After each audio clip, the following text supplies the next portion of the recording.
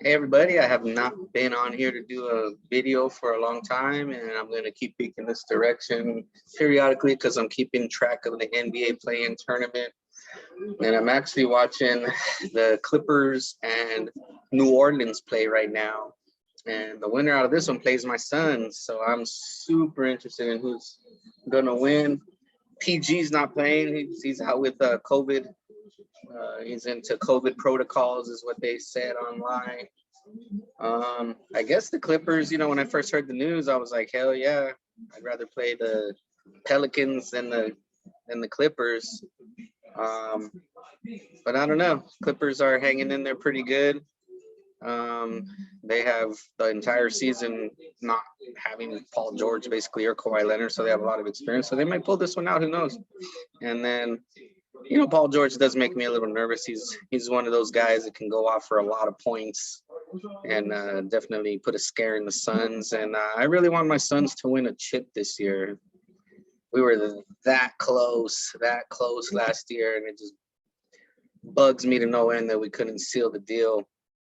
Freaking Giannis, that dude is a beast, and he just took over the finals and just hammered the Suns 4 games in a row. We were up 2-0. We won the first 2 games, and I was already celebrating. I gotta admit, I'm one of those. I was just like, dude, we got this. There's no way that the Bucks are gonna win 4 out of the next whatever it was. What is it, 7? I did not think the Bucks would win the next 4 out of 5 or whatever. I was like, dude, the Suns got this. And we basically got swept after our first 2, lost in 6. It was super exciting though, because if you're a basketball fan, the Suns, we've gotten close a few times, but have never gotten the actual championship. The Steve Nash era, 7 seconds or less. We were really good, but never even made the finals really. Got really close a couple of times and almost scared the Lakers in 2010. Or put a scare in the Lakers, I should say, but they got us. They took the W. And then the darn Spurs, man, I just don't like that team. But it is what it is when you're a fan of one team and then there's another team that's always in your way. They were the team that was always in the way for the 7 or less second Suns. The Spurs were always there. They just knew how to handle the Suns back then.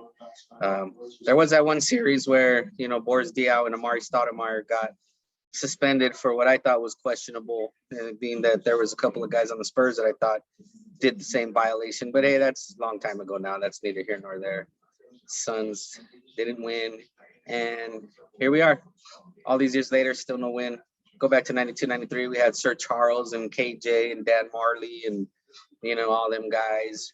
Oliver Miller was a surprise center back then. Yeah, I'm old enough to remember that. It sucks, huh? That close. I mean, we ran into an absolute legend, right? Michael Jordan. What can you say? He's the GOAT to a lot of people, and LeBron James is the GOAT to other people. Who knows what the truth is? I sure would like to have seen both them guys go heads up though. But yeah, I think that it's going to be the Pelicans and the Suns in round 1 of the playoffs this season.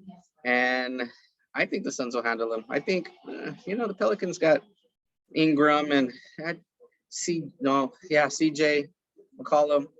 They may still win, but I don't see them getting more than 1 game off the Suns in the first round. I hope. I will be on pins and needles definitely throughout this entire playoff run.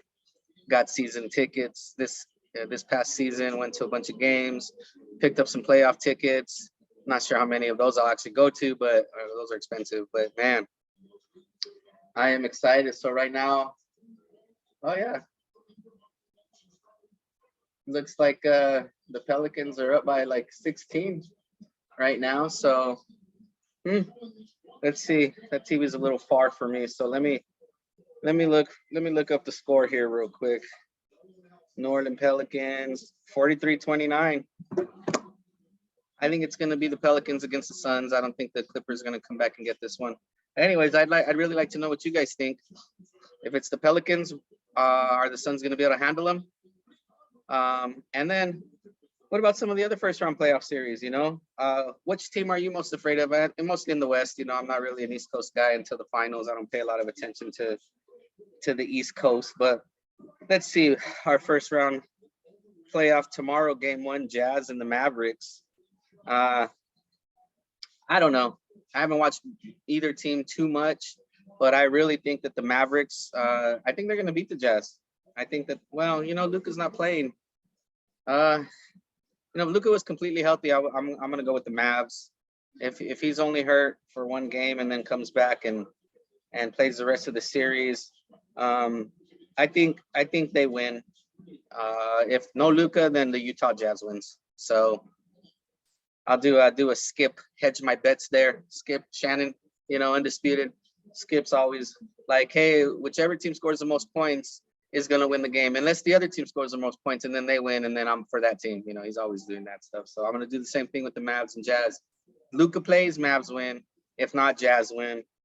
And then I'm super interested in that T-Wolves Grizzlies. I watched the T-Wolves win the other day with Pat Beverly going wild and crazy. And I thought it was entertaining. I am not a big fan of Pat Beverly, especially from last season's playoffs when the Suns and the Clips played in the Western Conference Finals, and that dude was just a thorn, man. He was a pain in the butt, but he does his job. I can see where I would love to have him if he was on my team, and you just hate him. Similar, he's like a PJ Tucker. Tucker was on the Suns way back. I could tell all the other fans and players, and not the players so much, right? Fans just hated the guy. But I loved him. He was on the Suns. He hustled. He did everything, man. He was awesome. And then, of course, he was on the Bucks last season, and I was just like, oh, this guy. But, I'm super interested in that T-Wolves Grizzlies. I'm shocked because for the later part of the NBA season, a lot of people were picking the Grizzlies to beat the Suns and everyone else in the West and make it to the finals. And now after this latest T-Wolves victory, I'm seeing a lot of people pick the T-Wolves to upset the Grizzlies. I guess, is that because there's questions about Ja Morant? I guess maybe. But the Grizzlies sure won a lot of games without Ja Morant. So I don't know. But I am super interested to watch that one, man. I really think that's going to be a fun one. And if Ja Morant is or isn't playing, the Grizzlies have their own Pat Beverly. That dude, what is it, Dylan Brooks? Oh man, when they play the Suns, I am just like, I get so frustrated with the guy. He's one of them guys, man. But if he was on your team, you'd be like, I love this guy, best. Let's see, Raptors and Sixers. I think the Sixers will handle that one pretty easily. There's lots of questions with James Harden, but Joel Embiid, I think, is just too much. Even if they didn't have James Harden, I don't think the Raptors can handle the Sixers. They can't handle Embiid. I think the Sixers are going to beat the Raptors. If not 5, then 6. I don't think this goes 7 at all. Sorry, Raptors fans. You guys got your title. That's what us Suns fans are hoping to get. You got Kawhi. Kawhi got there and won a ring for you. So Nuggets and Warriors. The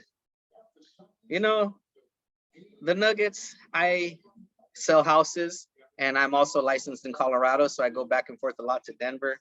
Lots of Denver Nuggets fans there. Sorry guys, I just don't think you guys can hang with the Warriors, especially if Steph Curry comes back, which I saw something earlier that says that he's going to play game 1. He might not be 100% game 1, but if he's okay and he gets in the rhythm, the rest of the season's rest of the playoff series is gonna be really tough. And then especially with without Jamal Murray on the Nuggets, I know you guys got Jokic, man, and he's really good. But I hate to say it, that I hate to sound like, but I just don't.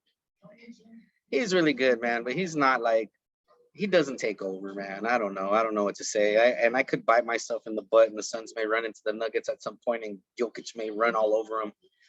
I hope that doesn't happen, but I just don't fear the dude, man. I think DeAndre Ayton matches up really well with Jokic, and of course Jokic gets his numbers, but he doesn't really like dominate. He doesn't kill the Suns. Numbers are there, yes, but you never really feel that momentum where it's like, oh man, Jokic is just destroying. Going back to like, the mid 2000s when Kobe was at his peak, and that dude would just take over games, and you just knew like, oh, nothing the Suns could do with the guy at times, I never get that feeling from Jokic, even though at the end of the game, it's like, oh, he had a triple double or whatever. I don't know. I think Ayton matches up really well against him for whatever reason. Other players he struggles with, but Jokic, he seems to be able to handle pretty decently. I think the Warriors win that series. I'm going to call it in 6. I think the Nuggets are good enough to take 2 off the Warriors. I'm going to do my little skip again, though. It depends on how healthy the Warriors are, though. If Steph isn't all that healthy and his ankle's bothering him and he can't get that groove going, then, hey, it might go 7. They may, the Warriors may even go down. I don't think so, though. I think the Nuggets will get beat in 6. We got the Nets and Celtics. I got to admit, I have not watched a lot of Celtics games this year. I've seen that they're doing so well after a certain point in the season. But I don't know, I don't know a whole lot about them as far as like calling out things like I just did with Jokic and all that kind of stuff. We'll see how it goes. The Nets are tough, man. They got Kyrie and KD.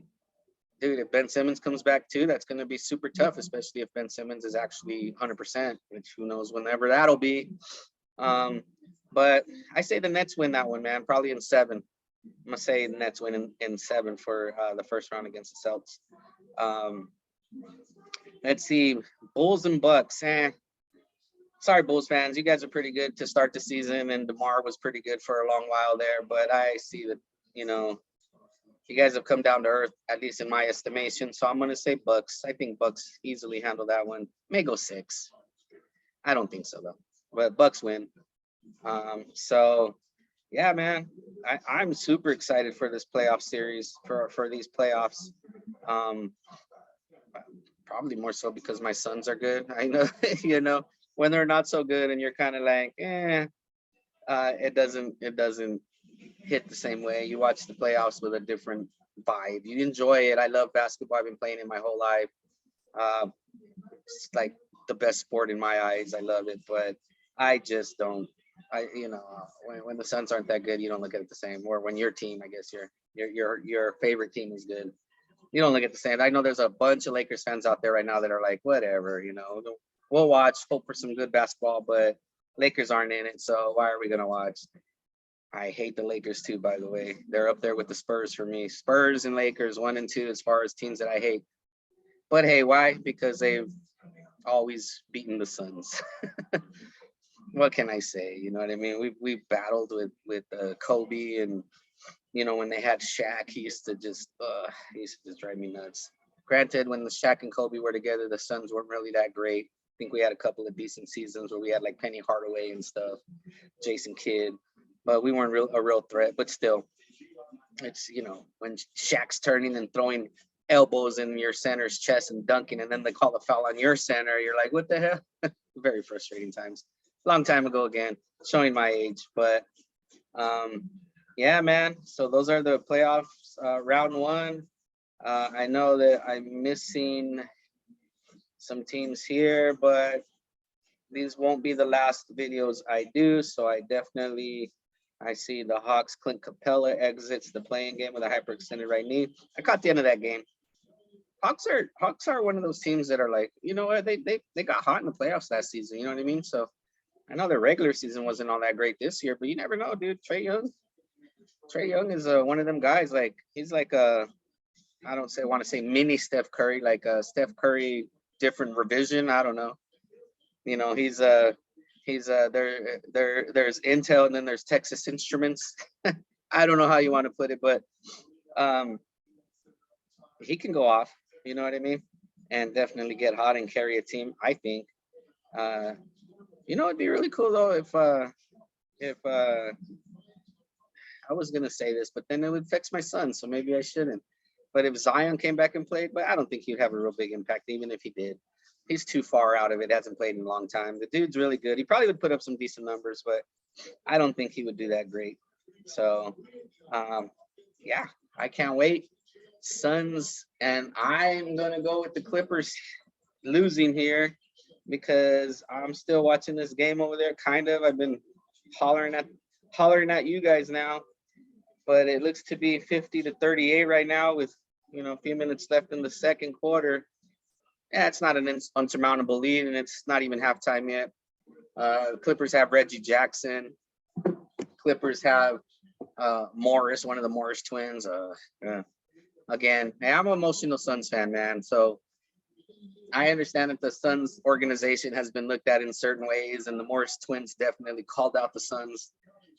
What I didn't like, though, is when they called out the Suns fans, man. I'm like, dude, you know what? I've been in Phoenix my entire life. We're some of the most loyal fans. You know, when the Suns are winning, no other team matters.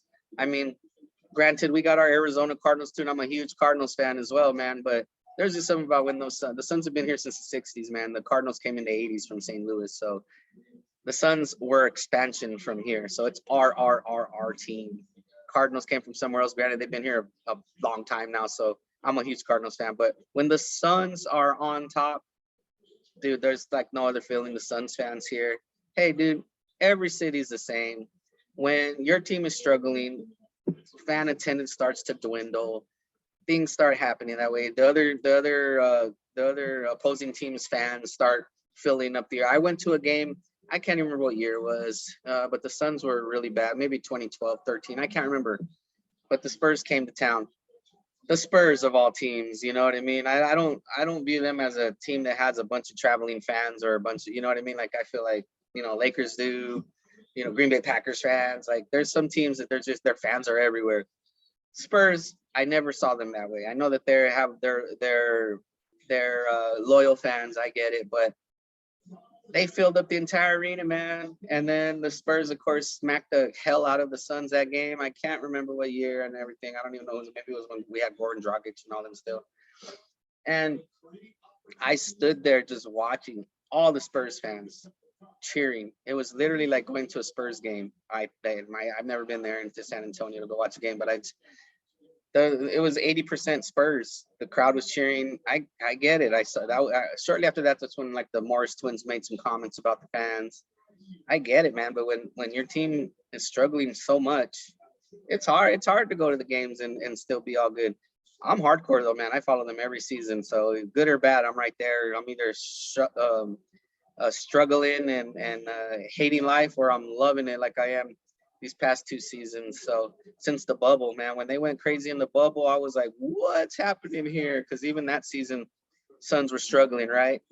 And then all of a sudden, the bubble hits and they went undefeated. I was like, what the heck? I wanted them to get into that playoff after the bubble so bad. They were so close, but they didn't get it. I just wonder what would have happened. I mean, I don't know if they would have went too far, but I think they might have got out of the first round at least. They were on fire. I think their confidence level had hit a whole new high. That would have been a whole lot of fun. And then speaking of the Morris twins, you got Marcus over here shooting a couple of free throws for the Clippers, and he makes the first, and I just hate that guy. Nothing personal. I'm sure they're great guys in person or whatever. I don't know. It's all sports related, but he's one of my villains. I mean, you know what? I'll say it. Everybody. I hated Kobe Bryant, man, but when he died, it was very emotional. It was sad. I really didn't realize the effect that Kobe had on my life. And Marcus Morris missed the second free throw. Heck yeah, I get all happy. But I didn't realize Kobe came into the NBA when I graduated high school. You know what I mean? So like I literally followed Kobe a majority of my life.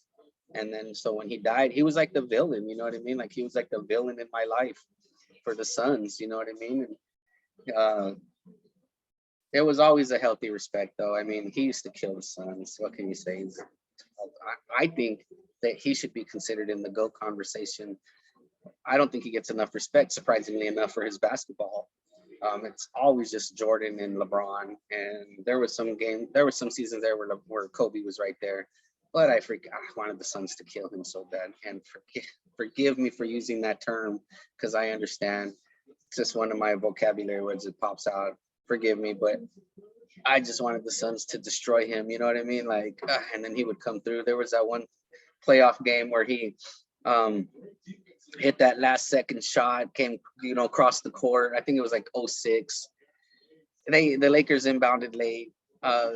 He kind of crossed from, I guess, the left over to the right and pulled up and, two Suns players' faces and hit the game winner, and I was like, oh.